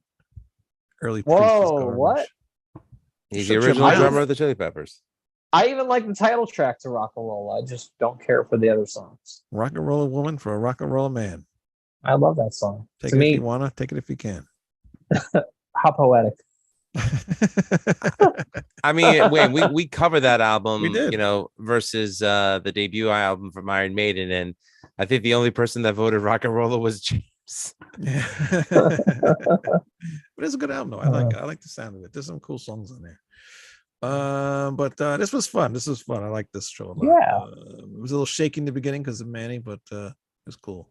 A lot of talking in the chat, so really cool. Thank you everybody for joining us. Colin, Catman, Dead, what was his name? Dead something. Oh, Dead Dude was in here as well. George was in as well George under was Timeless in. Space. Yeah, he's in there too. So thanks for everybody for joining us. Thank you, Travis, for coming. Thank on the you, show. Travis. Hey, thanks guys for having me. Yeah, no problem. You can come on anytime you want. Thanks, brother. Yeah, I will. no problem. And I will see you tomorrow on Ralph's show. We also do Almost Human on Thursdays at 8 p.m. Eastern, right here on YouTube. So go subscribe to his channel, subscribe to our channel, Rat Side Review. And we will see you next week. Next week is actually, we have a special guest, Lori Kay. She was the last person to interview John Lennon right before he got shot and killed. So she put out a book, talks about her life before that whole thing and then up to it and everything. And the book's really interesting. It's some funny stuff in there and a lot of people that she's known over the years because she was also a radio personality as well. So she got to meet a lot of people. And so she seems like a really cool person, going to have a lot of stories, and that's going to be a lot of fun. And then I think Awesome. at the end of September, we got another guest, Steven. You remember his last name? Steve Rosen, Steve Rosen, yes. who wrote the book Tone Chaser, an autobiography on Edward Van Halen. Yeah. So he will be on, I think, September 27th. So that's going to be a really cool guest. So Yes. got some cool stuff coming up. All right. So hit subscribe, watch the shows, and we will see you next week. Until then. Right on. See you guys. Monet.